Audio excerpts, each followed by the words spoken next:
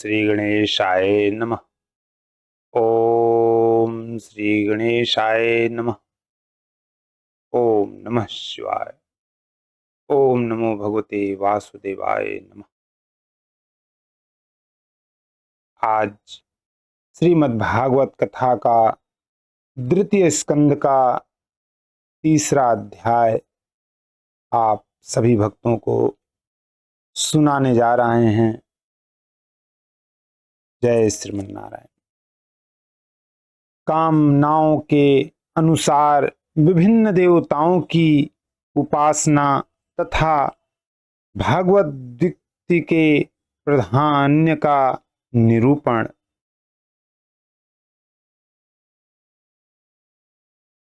ओम नमो भगवते वासुदेवाय नमः। एवमेतन्निगतितं पृष्टवान् यद्भवान् मम नृणां यदन्मृम्यमाणानां मनुष्येषु मनीषीणाम् ब्रह्मवर्चसकामस्तु यजेत ब्राह्मणस्पतिम् इंद्रमिन्द्रिय कामस्तु प्रजा कामः प्रजापतिम् देवीं मायातु श्रीकामस्तेजस् कामो विभावसुम् वसुकामो वसुनं रुद्रान् वीर्यकामो अथ वीर्यवान् अन्नाद कामस्तत्त्वदितिं स्वर्ग कामो अदितेः सुतान् विश्वान् देवान् राज्य कामः साध्यांस साधको विशाम।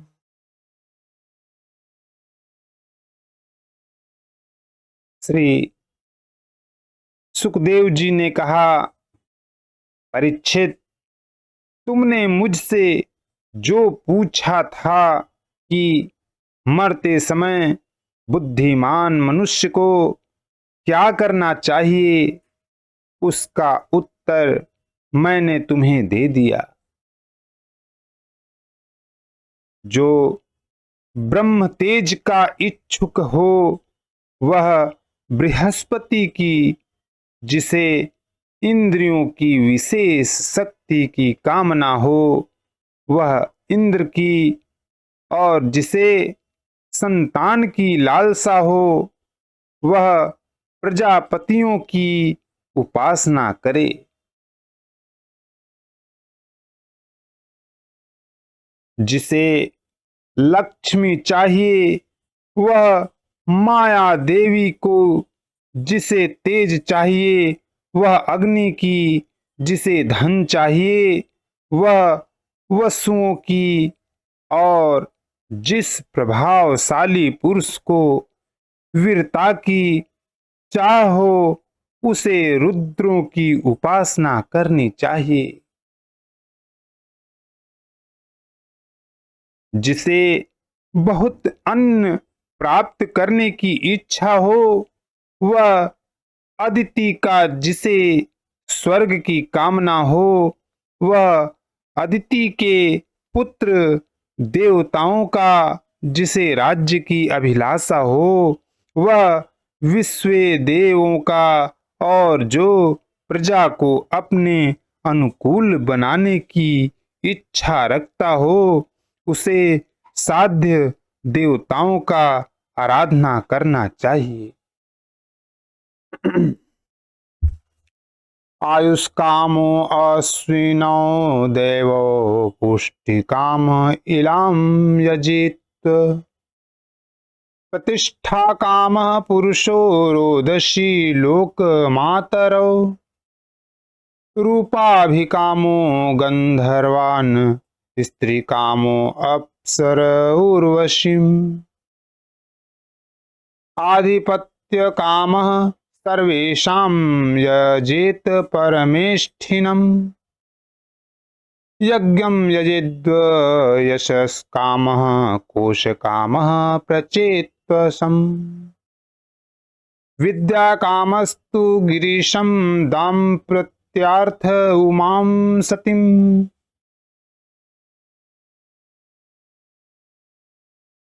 आयु की इच्छा से अश्विनी कुमारों का, पुष्टि की इच्छा से पृथ्वी का, और प्रतिष्ठा की चाह हो तो लोक माता पृथ्वी और दौ आकाश का सेवन करना चाहिए।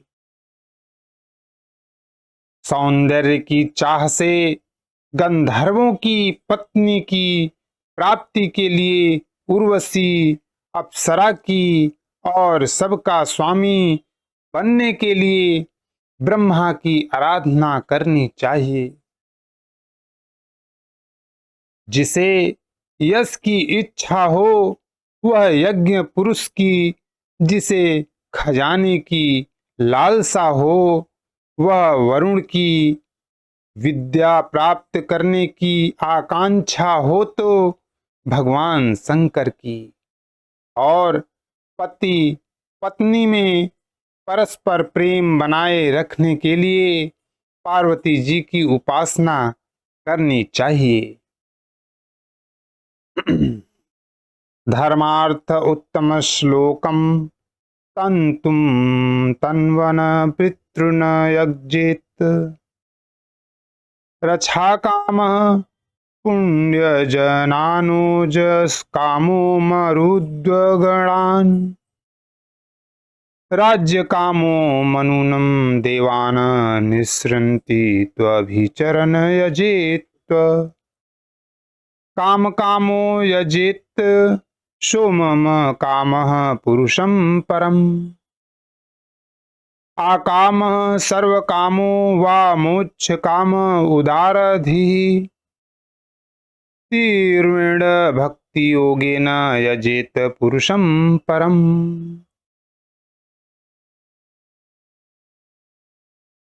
धर्म उपार्जन करने के लिए विष्णु भगवान की वंश परंपरा की रक्षा के लिए, पितरों की बाधाओं से बचने के लिए, यक्षों की और बलवान होने के लिए मर्द गणों की आराधना करनी चाहिए। राज्य के लिए मनवंतरों के अधिपति देवों को, अभिचार के लिए निसृति को, भोगों के लिए चंद्रमा को और निष्कामता प्राप्त करने के लिए परम पुरुष नारायण को भजना चाहिए। और जो बुद्धिमान पुरुष है वह चाहे निष्काम हो, समस्त कामनाओं से युक्त हो अथवा मोक्ष चाहता हो, उसे तो तीव्र भक्ति योग के द्वारा केवल पुरुषोत्तम भगवान की ही आराधना करनी चाहिए। जय श्रीमन नारायण। यतावानेव यजतामिह निःश्रेयसोदयः भगवत्यचलो भावो यद्भागवत संगतः ज्ञानं यदा प्रतिनिर्विक्त गुणोर्मि चक्र मात्म प्रसाद उत यत्र गुणेश्व संग कैवल्य समं तपथस्तत्वध भक्ति योग को निर्वित्तो हरि कथासु रतिम न कुर्यात्।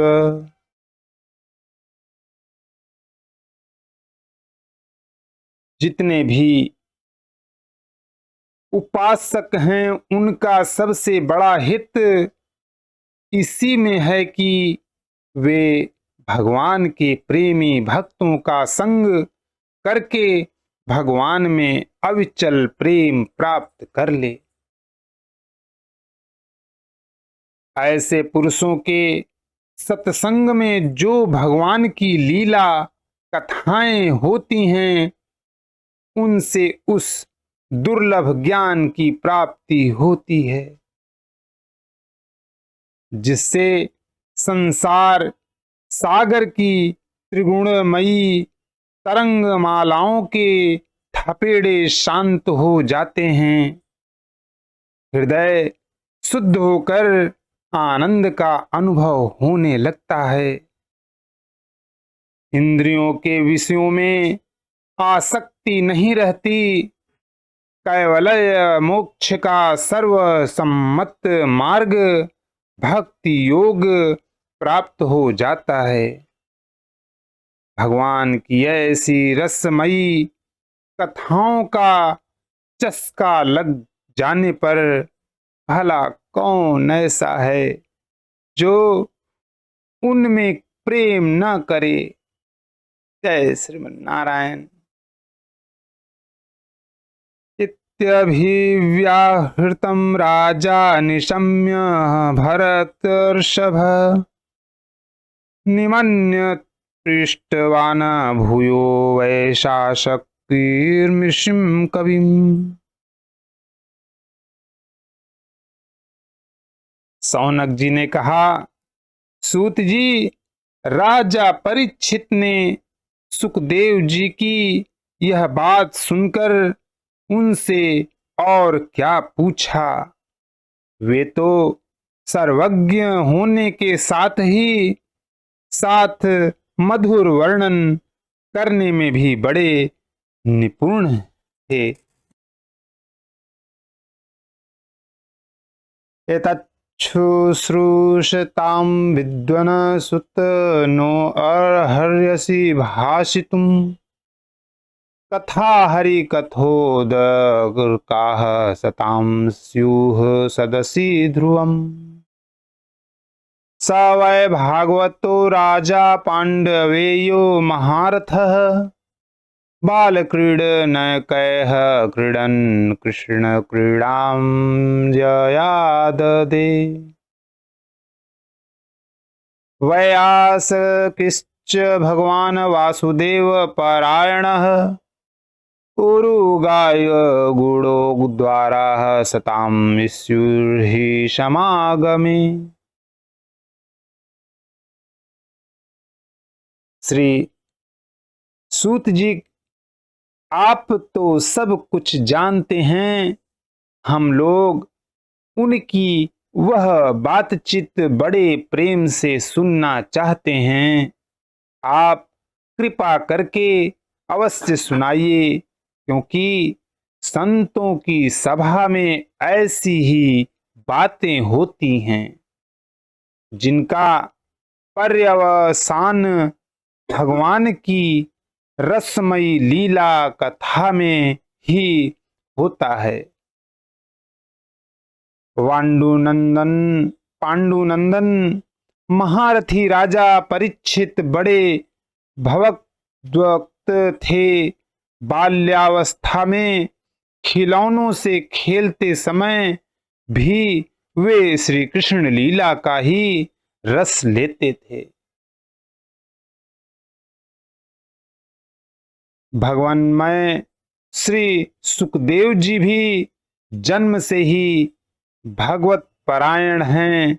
ऐसे संतों के सत्संग में भगवान के मंगलमय गुणों की दिव्य चर्चा अवश्य ही हुई होगी।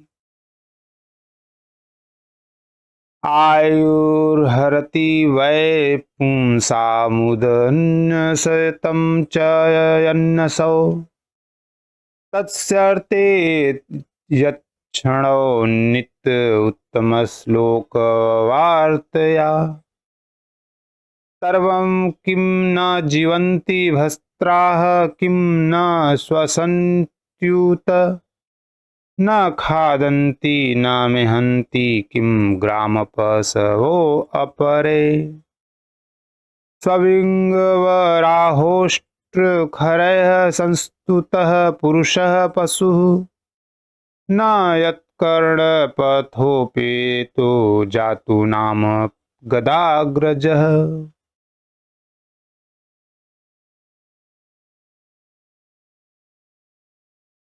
जिसका समय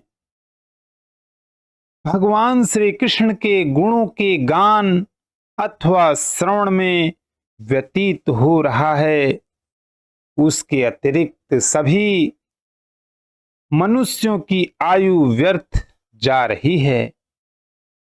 ये भगवान सूर्य प्रतिदिन अपने उदय और अस्त से उनकी आयु छीनते जा रहे हैं। क्या वृक्ष नहीं जीते? क्या लुहार की धौंकनी सांस नहीं लेती? गांव के अन्य पालतू पशु क्या मनुष्य पशु की ही तरह खाते पीते या मैथुन नहीं करते? जिसके कान में भगवान श्री कृष्ण की लीला कथा कभी नहीं पड़ी, वह नर पशु कुत्ते ग्राम सूकर ऊंट और गधे से भी गया बीता है। बिलेबतो रुक्रम विक्रमानये न शृण्वत कर्णपूटे नरस्य जिह्वासति दार्दुरिकेव सुत न चोपगायत गुरुगाय गाथाः भारः परम पंचकिरीटजुष्ट मत्युक्तमांगं न नमेन्मुकुन्दम् सावौ करौ नो कुरुतः सपर्या हरेर्लसत्काञ्चन कंकणो वा बर्हायिते ते नियने नारायणां लिंगानि विष्णोर्न निरीक्षतो ये पादौ नृणां तो द्रुम जन्म भाजौ क्षेत्राणि नानुव्रजतो हरेर्यो।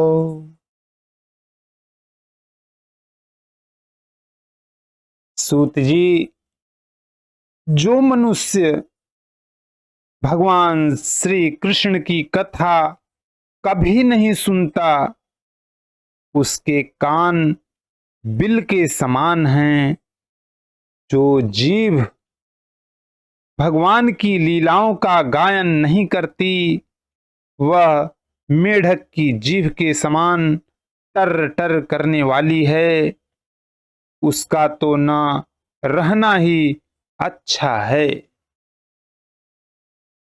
जो सिर कभी भगवान श्री कृष्ण के चरणों में झुकता नहीं, वह रेशमी वस्त्र से सुसज्जित और मुकुट से युक्त होने पर भी बोझा मात्र ही है। जो हाथ भगवान की सेवा पूजा नहीं करते, वे सोने के कंगन से शोभित भूषित होने पर भी मुर्दे के हाथ हैं। जो आंखें भगवान की याद दिलाने वाली मूर्ति, तीर्थ, नदी आदि का दर्शन नहीं करती, वे मोरों की पांख में बने हुए आंखों के चिन्ह के समान निरर्थक है।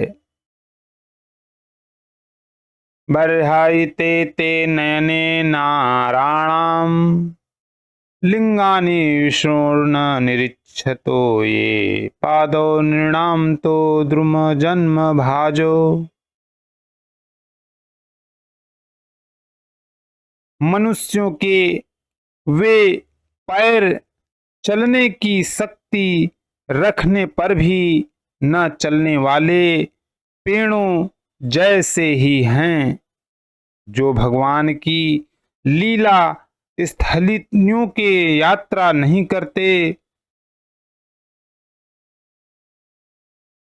जिस मनुष्य ने भगवत प्रेमी संतों के चरणों की धूल कभी सिर पर नहीं चढ़ाई, वह जीता हुआ भी मुर्दा है। जीवच्छवो भागवतांगर्भिरेणुं न जातु मत्र्यो अभिलभेत यस्तु श्री विष्णु पदा मनुजस्त स्थूलस्याः स्वसञ्चयो यस्तु न वेद गन्धम्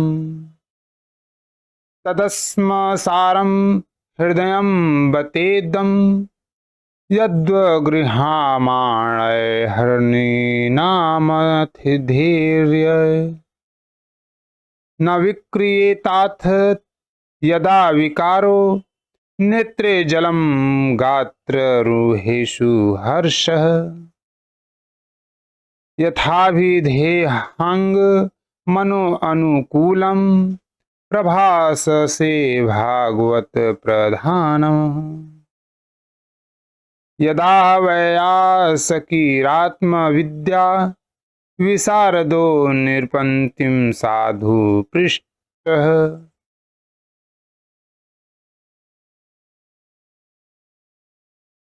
जिस मनुष्य ने भगवान के चरणों पर चढ़ी हुई तुलसी की सुगंध लेकर उसकी सराहना नहीं की वह श्वास लेता हुआ भी श्वास रहित शव है। सूत जी, वह हृदय नहीं हो लोहा है जो भगवान के मंगलमय नामों का श्रवण कीर्तन करने पर भी पिघलकर उन्हीं की ओर बह नहीं जाता। जिस समय हृदय पिघल जाता है उस समय नेत्रों में आंसू छलकने लगते हैं और शरीर का रोम रोम खिल उठता है।